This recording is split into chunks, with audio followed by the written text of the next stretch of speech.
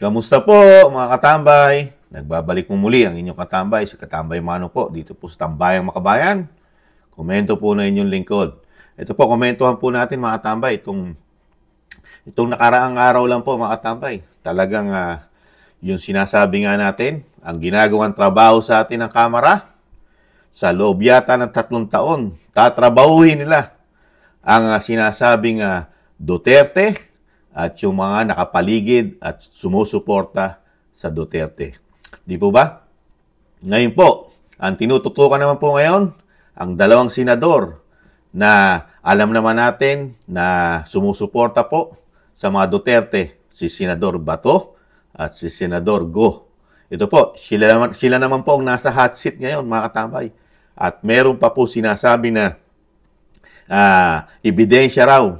At ito po ay isang pulis, mga katambay. Pakinggan po natin, mga katambay, kung paano po nila gawing moro-moro di umano ang hearing para lang matugma dito sa gusto nilang mangyari, matumbok sa mga Duterte. Pakinggan po natin at komentuhan po natin. Please refer and answer the query of Congresswoman Nograles. I submit, Your Honor, Mr. Chair. Please proceed, Congresswoman Nograles. So, you confirm po, Colonel, na itong POGO may basbas at may orders na pagpopondo dito sa reward system na galing sa POGO sa pinangalanan nyo po dito sa paragraph 40 na si tama po ba? Ito po ang ngayon na senador natin, Senador Bongo. That's the information I received from Mayor Navarro, Your Honors. From Mayor, okay. And meron din dito, nakasulat na intelligence funds din ang pumupondo sa reward system na sinabi nyo sa affidavit nyo. Paano nyo naman po alam na galing din po sa intelligence funds? Yun ang mostly na marinig natin, Your Honor, sa amin mga pulis na pagkukunan para sa mga fund ng mga reward system, Your Honors. And Ayan po. Itong mga LGUs. Ito po mga katambay, wala na po. Puro hearsay lang po pala yung dala ni Espinido po. Ito po yung pulis, mga katambay. Ito po sinasabi na pagdawit po kay Senator Bongo. Ito po daw ay narinig niya sa Mayor Navarro. Si Mayor Navarro po ay patay na, mga tambay. At yung sinasabing pondo naman daw po para dito sa gagamitin mga reward ay galing naman daw po dito sa sinasabi na galing sa kapulisan. Umagasano, usap-usapan, chismis, walang direct. Di po ba? Ito isang paninira. At ito ay hindi mo masasabi na talaga ito'y matibay na ebidensya. Dahil yung sinasabi mo na magkukonekta kay Bongo, kay Senator Bongo, ay matagal ng patay. Dapat siya mismo. Narinig mo lang narinigan mo lang, galing. Kaya ito pong ginagawa pong hearing ng Kamara, mga katambay. Malabo po itong malabo po itong makarating sa korte at hindi po nila dadalhin sa korte ito. Komento ni Kamanong. Ito po, kasi ito rin po si Colonel Espinido, naka-relieve po ito. Hindi po active ito ngayon sa panahon natin. Hindi po siya active police, naka-relieve po ito. Dahil nga po ito sa mga sinasabing violation, di ba? Na mga human rights sinasabi. Dahil noong mga panahon ni dati Pangulong Duterte, medyo po ito, medyo stricto pagdating sa mga masasama, lalo sa droga, di ba? Nakakalungkot lang. Ito naman ang natin, mga katambay. Dahil dito kay Senator Bato, wala na pong patutunguhan ito. Puro hearsay lang po Puro sabi. Puro naririnig. Wala na po yun. Pag dinala mo sa korte yun, hindi na po uusad yan. Kahit sa piskal, pag sampa mo sa piskal, nasa na ebidensya mo, narinig, sinabi. Sinabi po ni Mayor at nadidinig po namin sa PNP yan. Patay tayong bata dyan. Patay! Ito po, demolition job lang po ito, mga katambay. Komento ni Kamanong, part po ito ng political harassment, demolition job, para po matugma ang Pogo. At ang sinasabing ang Pogo ay mapunta rito sa mga Duterte. Ganyan lang po yan eh. Gagawa ng paraan para matugma lang. You know, magkakalakip-lakip. Ito naman po yung Senator Bato, mga tambay. Galing sa PNP ang drugs, ang illegal gambling, carnapping, kidnapping. Galing sa PNP, Your Honor, Mr. Chair. Hindi ako matakot magsabi kasi alam ng mga pulis nandito kung ano ang trabaho, ano ang pulis. Nilapitan at binigyan umano ng direktiba ng nooy Philippine National Police Chief at ngayon Senador Ronald Bato de la Rosa si Police Lieutenant Colonel Jovi Espinido para sa gagawin sa War on Drugs campaign ng nagdaang administrasyon. Kilala si Espinido sa pangunguna nito sa mga operasyon laban sa pinaghihinalaang narco-politicians. Ayon kay Colonel Espinido, humingi umano ito ng tulong sa kanya para mawala ang drug operations sa kanyang lugar. Ang instruksyon lang na tulungan mo ako, Juby, at saka si President Duterte about this war against illegal drugs. So dapat galingan mo, ikaw ang i-assign ko as Chief of Police ng Albuera. So dapat mawala na yung mga drugs sa Albuera. So Your Honor, yun yung natandaan ko. Your Honor, Mr. Chair, ang police, isa lang ang word, general word na ibigay. Lahat alam na namin ang isang meaning din. Ano po yun? Pag sabi na mawala, kasali na yung mamatay. Mamatay.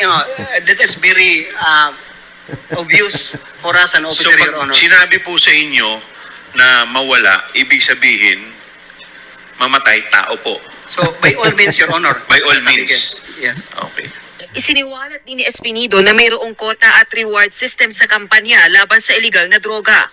50 hanggang 100 umano ang kota o target na drug pushers o users kada araw. The other kuta naman at saka yung reward system, alam ng mga pulis lahat yun, Your Honor, Mr. Chair, na patayin, may reward. Kung mamatay yung nasa watch list, may reward system yun ang ibigay. Your Honor, Mr. Chair, maski may kasalanan yun o wala, may ginawa na totoong nabaybas o wala. Yun ang pag-intindi ko sa dalawang klase ng reward at saka kuta. Bukod dito, may salapi rin umanong galing sa Philippine Offshore Gaming Operators o POGOs na ginagamit sa anti-drug war. Sa isyong ito, nabanggit ng police official sa kanyang affidavit ang pangalan ng isang dating mayor at isa pang senador, si Senator Christopher Lawrence Go, na dating aide ni Pangulong Duterte.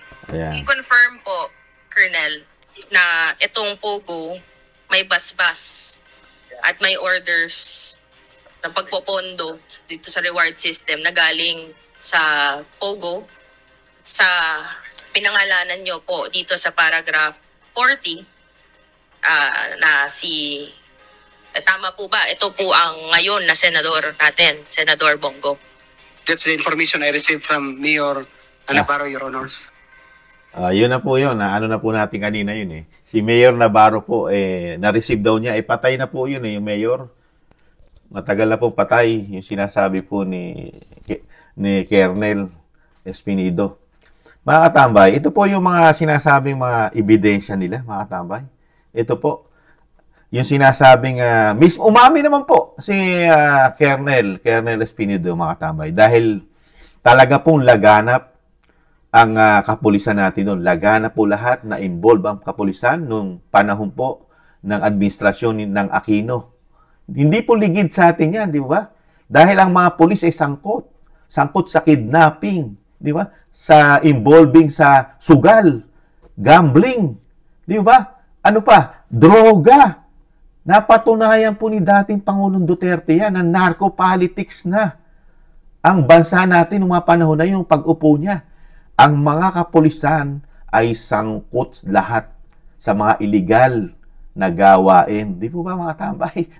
Kaya nga po, hirap na hirap si dating Pangulong Duterte no? Dahil yung mismo nagagawa ng kapayapaan sa Pilipinas ay involve ang mga kapulisan na sila dapat ang manguna na sugpuin ang droga ang kidnapping, di ba? Ang mga illegal na sugalan. Pero sila mismo ang protector. Di po ba? Mismo nanggaling kay Colonel Espinido, mismo sa bibig niya. Dahil inabutan niya yon. Pulis na siya nung Pangulo si dating Pangulong Aquino Jr. Di po ba mga katambay? Tapos, ngayon, lahat nitong mga problema ng kapulisan, itutugma mo sa administrasyon ni Pangulong Duterte. Masama na nga imahe ng mga pulis noon. Masama na ang imahe ng mga pulis dahil nagamit nga nila. Di po ba? Naging protector. Ayon mismo. Di po ba? Ayon mismo kay Colonel Espinido na dati ano pa lang po siya, I think major noong mga panahon na yun. Tapos bigla po siya naging colonel, di po ba? Nataas na yung kanyang rank. Pero ito po, nakakalungkot lang po mga katambay. Nung panahon po ni Pangulong Aquino, di po ba? Pati sa kulungan may gawaan ng droga. Di po ba? Meron pa nga senador na involved dyan. At marami nagpatotoo. Kaya nga lang nakalaya na. Nung mapalitan po ang administrasyon, bigla po nabago. Nabago na po ang sistema ng kaso. Di po ba? Nawala na, nabaliktad na, malaya na. Pati lahat ng kaso sa drugs niya. Di ba yung senadora? Wala na, malinis na, laya na. Ganun po katindi. Pagdating po natin ngayon sa bagong Pilipinas, komento ni Kamanong, mas pinoprotektahan po ang mga drug lord, mga user, at yung sinasabing mga tulak, mga nagbebenta, malaki protection. Di mo ba? At yung sinasabi niya na linisin mo o mawala na ang droga, ikakabit mo rin sa kamatayan, marami pong kahulugan yun mawala na. Di po ba? Mawala na ang droga. Ikakabit mo yung mawala na, hindi po pwede sa korte yun yung mawala na. Pag dinala mo sa korte yan, kailangan meron kang ebidensya talaga na talagang words na patayin nyo lahat yan. Mawala na, mamatay na. Di ba? Pero yung words na mawala na, hindi aakyat sa korte yan Kung yan po totoo, ito po ginagawa lang po nilang komplikado para po talagang mapasama yung war on drugs ni dating Pangulong Duterte. Pero ang sambayan ng Pilipinas, katulad ni Kamanong, ang pamilya ni Kamanong naging safe sa aming syudad, sa aming barangay, na talagang laganap, talamak ang droga, na halos hindi natutulog ang gumagamit nito. At napakarami pong krimen na nagaganap, lalo po sa gabi. Di po ba? At maraming namumblema ng mga kabataan, mga kababaihan. Karamihan pa, namumulestya, nare-rape. Yung iba, napapatay pa ng mga adik pagka ito'y bangag. Di po ba? Napakaganda po para kay Kamanong, komento ni Kamanong, yung war on drugs. Dahil lang naprotektahan ito, yung mga ordinaryong mamamayan na hindi tumatangkilik sa bisyo na droga. Di po ba? Mas marami po ang hindi gumagamit ng droga kaysa nagdodroga. Di po ba? Saka hindi ka magkakaproblema sa war on drugs. Real talk tayo. Never kang magkaproblema sa war on drugs kung hindi ka nagdodroga at hindi ka nagbebenta ng droga. Sila lang ang may problema. At ang isa pang malaking problema rito, pilit nila ikinakabit yung laganap at talamak na proteksyon ng droga. Nasugpo po ni Pangulong Duterte yan dating Pangulong Duterte. Di ba yung ginagawa ng PNP na involved sila sa lahat? Natuklasan niya yun mga generals, di ba? Mga colonel, mga major, at yung mga nasa ground na mga kapulisan. Ginagawa pong gatasan ng droga. Di ba? May mga kidnapping pa. Pati mga sugalan, mga weteng. Di ba? May protector sila dyan. Nawala po yan. Nalinis po ni dating Pangulong Duterte yan. Di ba? Pero ngayon, ano po ginagawa nila? Kasama po ngayon sa demolition job, komento ni Kamanong, si Senator Bongo. Sinabi ko na nga, hearsay. Ang magpapatotoo, sabi, nakarating kay Mayor, patay na si Mayor. Paano aakyat sa korte yan? At ito naman kay Senador Bato de la Rosa, inutusan daw na sana mawala na ang droga. Sana. Mawala na. Malinis na. Di ba? mawala na. Paano aakyat sa korte yun? Di ba? Tapos ang pakahulugan ng pulis, pag daw sa kanilang mga pulis, pag sinabing mawala na, eh kasama na raw doon yung pagpatay. Pagpatay. Di ba? Alam naman natin ang trabaho ng pulis. Talagang sa trabaho ng pulis, eh talagang may mamamatay dyan dahil may mga, ang uhulihin mo, una-una, kung ito'y parte ng droga at yung uhulihin mo eh ayaw magpahuli at mayroong kargada, may barel at nagpaputok. Ano gagawin ng mga pulis? Kahit si Kamano ang pulis, abe, isesave ko yung buhay ko. Kung ako yung pinapuputokan ng mga adik at mga sinasabing mga tulak, yung mga nagbebenta, eh hindi naman po pwede mo, walang mga kargada yan. Di ba? Kaya nagkakaroon po ng inkwentro, eh tsak na may mamamatay sa inkwentro. Eh hindi naman papayag ang mga pulis na sila mamatay. Saka, nung panahon ni dating Pangulong Duterte, sinasabi na nga mismo ni Mayor Espinido na laganap talamak ang droga. Di ba? Droga. Di ba? Ano pa? Kidnapping. Ano pa? Gambling. At marami pang iba. Siyempre, unang isi-save ng mga pulis, noong mga time na yon, mag-isip-isip lang tayo, real talk. Nung mga time na halos narco-politics na, di ba, ang kapulisan natin, mga tambay. Ano po ang gagawin ng kapulisan nung pag-upo? Nung pag-upo po ng dating Pangulong Duterte? Tatanungin ko kayo, ano unang gagawin ng mga involved, sangkot sa mga illegal na gawain ng mga pulis, mga general, at hanggang sa ground, na gamit po ang droga? Tapos papasok po ang isang dating Pangulong Duterte na galit sa droga at gustong sugpuin ng droga, kaya nga nag-declare ng war on drugs. Ano gagawin ng mga pulis na involved? Linisin pangalan nila. Kailangan nila maglinis para hindi sila madamay, hindi sila ma-involve. Kaya, ang gagawin nila, lahat ng alam nila na magtuturo sa kanila na sila'y involved, lilinisin nila yon. Komento ni Kamanong, lilinisin nila yon. Doon magkakaroon, sa komento ni Kamanong, magkakaroon ng patayan.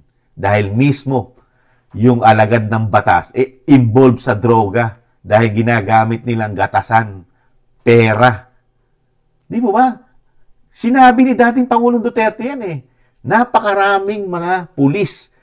Hindi lang pulis, mga politiko na nakikinabang sa droga, nagkakapera ng malaki. Lalo po ginagamit sa politika. Ginagawa po yung pera, panggamit sa politika, galing sa droga. Dahil yan din yung naging problema ng isang senador na nakulong. Tumakbo daw senador, sabi ni dating Pangulong Duterte, yung pera ng droga ginawang pinansyal. Di po ba? Kaya malabo ito eh. Hindi makakarating sa korte itong ginagawang hearing ng Kamara dito po kay Senator Bongo at kay Senator Bato. Dahil nung umupo po sila, talamak na ang gawain ng droga, mismong galing kay Colonel Espinido, mismong galing sa kanya, na ang kapulisan, doon ang gagaling lahat ng problema. Una, di ba, droga, karnaping, illegal gambling, at marami pang iba. Di ba? Yun ang inabutan ni dating Pangulong Duterte, yung problema ng kapulisan, na talagang napakatindi na ng problema. Mismo ang kapulisan, involved sa mga masasamang gawain, masasamang bisyo. Di ba? Hindi mo po pwedeng ikabit kay dating Pangulong Duterte yung problema na hindi natapos ni dating Pangulong Aquino. Nagpapasalamat nga si Kamanong dahil natuklasan ni Kamanong at ng buong sambayan ng Pilipino, natuklasan natin mga Pilipino, ang trabaho ng mga kapulisan nung maupo si dating Pangulong Duterte. Nahayag po mga politikong involved sa droga. Di po ba? Na hindi po nangyari yung kailanman, na mahayag sila lahat, mabigyan po sila ng, mabulgar po ang kanilang mga masamang gawain, di ba? Marami nga nagtakasan dahil involved di ba? Pero yung sinasabi mo EJK o patayan, malabo po yun. Yung mga salita at yung sinasabi mo yung statement, na ganun lang statement mo, narinig mo lang kay Mayor, patay na si Mayor. At yung sinasabi mong words, na linisin, malinis na, mawala na. Hindi po pwede pong patulan sa korte, mawala na. Dahil lang mawala na, marami pong term yun. Ano yung mawala? Di ba? Pwedeng mawala na yung sakit mo. Pwedeng, sana mawala na yung bulutong mo. Ganun po ba? Oh, sana mawala na sila sa tabi ko. Dahil maraming chismis, maraming marites. Sana mawala sila dyan. Ayoko na silang kapitbahay, mawala na sana. Hindi papatulan hindi aakyat sa korte. Ito po, papatulan lang sa Kamara. Dahil nga meron po itong demolition job di umano. Dahil gusto nila itugma at ikabit sa mga Duterte. At pati ang Pogo. Di ba? Yung mga Pogo. Puro hearsay. Puro napag-uusapan. Naririnig sa kapulisan. Nasaan yung proof? Kailangan kasi dyan meron kang documents. At marami kang testigo na magpapatunay na talagang galing dun yan. Di po ba? Hindi nyo maisahan si dating Pangulong Duterte, mga katama. Hindi nila maisahan. Ang gagawa lang dyan, ito po, ipamumukha lang, hearing ng hearing, sobrang gastos ng gobyerno, puro gastos ng gobyerno ito Dahil wala po inatupag ito, Kamara at Senado, para po sa mga Duterte. Hindi mo nakita kung paano po ang demolition job? Komento ni Kamanong, yung political harassment. Hindi mo napapansin mga tambay ang problema ng Kamara na lahat ng sinusolusyonan at lahat ng problema ng bansa, puro Duterte Di ba? Mayor Baste, Congressman Pulong, dating Pangulong Duterte, Vice President Sara Duterte. Ngayon naman, Senator Bato, Senator Go. Sino pa kaya? At si Kibuloy, dahil rin po malapit din po sa mga Duterte yan. Si Kibuloy. Di ba? Si Bantag. Kasama pa si Bantag dahil si Bantag malapit din sa mga Duterte. Di ba? Halos lahat yan po ang problema ng bansa. Wala na pong tinututukan ang Kamara, ang mga congressman, ang mga representative. Wala na tinututukan problema ng bansa. Wala silang pakialam kahit maliit lang ang sweldo ng mamamayan. Kahit maliit lang ang sweldo ng mga manggagawa. Wala silang pakialam. Hindi nila susolusyonan yan. At hindi rin sila tutulong sa kahirapan ng buhay natin. Sa nagmamahalang bilihin, hindi sila tutulong. Kasi may programa na sila dyan Yung solusyon ng Kamara dyan, sa pangunguna ng speaker nila, na si Martin Romualdez, di po ba? Panaibigay na ayuda. Puro ayuda. Yung po solusyon Sa nagmamahalan, nagtataas ang bilihin, ang solusyon ng Kamara, ayuda. Pamimigay ng pera ng taxpayer. Galing sa atin yun Yung pinamimigay nila, kung saan sila pumunta, nung mga nakaraan, saan sila nagpunta? Sa Batangas, di ba? Doon nagpapamigay ng 5,000. May bigas, may mga assistance, di ba? Pera ng bayan yun, taxpayer. Yun ang solusyon nila. Kaya napakadali ng solusyon nila Sa kahirapan ng buhay, ayuda. Pero, yung mga nagtatrabaho na may pera, sila yung nagsasakripisyong bumili ng napakamamahal na bilihin. Yun ang itinutulong sa atin ng Kamara. Solusyon sa problema ng buhay. Problema ng mga Pilipino, ang solusyon, ayuda. Panay-ikot di mo ba panay-ikot ng speaker? Ikot na ikot. Parang DSWD. Di ba? Ikot na ikot, pamigay na ayuda. Di ba? Pero yung mga sinasabing nasa ground, mga representative natin, ano trabaho sa Kamara? Ito po. Yan ang binibigay sa atin ng ating mga representative.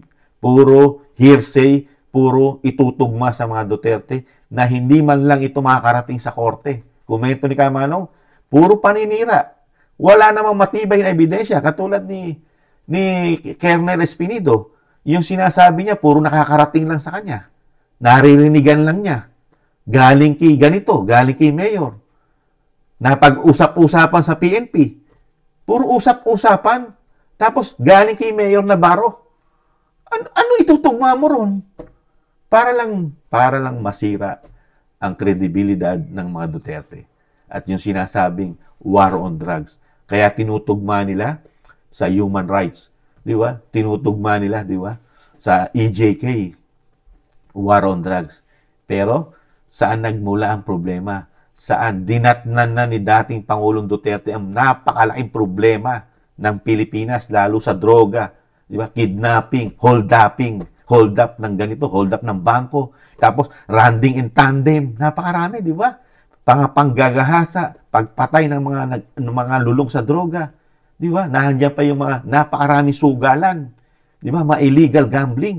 Ang nagpuprotekta, mga politiko, mga kapulisan. Ayon kay dating Pangulong Duterte, may mga listahan yan eh. Di po ba?